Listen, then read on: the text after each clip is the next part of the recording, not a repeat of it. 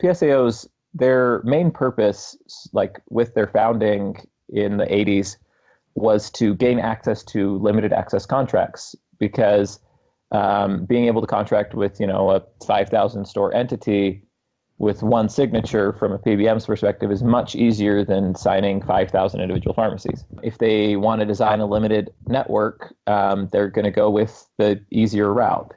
But recently, these limited contracts are just, I don't know anyone who really wants to take them, because, you want to be able to service your patients, but the reimbursements are just so poor that unless you are a Walgreens or a CVS where you can buy drugs for a tenth of what I do or something, I don't know what they have the capacity to buy at, but unless you have that ability to buy much more aggressively, then those contracts are just a sure loser. So in terms of payer mix, in some states, not being in, like, say, a Prime network would be devastating.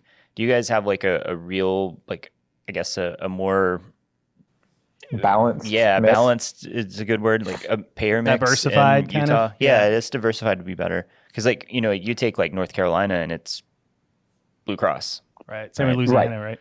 Right. Losing that contract accounted for about 11% of our fill volume. So, wow.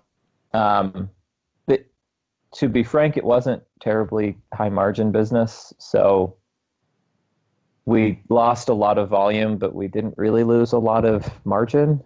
If you're a rural pharmacy where there's like no pharmacy for 30 or 50 miles, you have a lot more leverage with PBMs. And if you're in that situation and you're with the PSAO, you should strongly consider bold direct contracting, because you can get substantially better rates than what your PSAO could get. Wow. I've talked to some folks in rural areas, and they're getting. I would not be worried about our margin if I had their contracts. Let's just say. Wow, that's interesting. What about like administrative burden, just in general? Like, that's kind of one, I guess, convenience factor of a PSAO.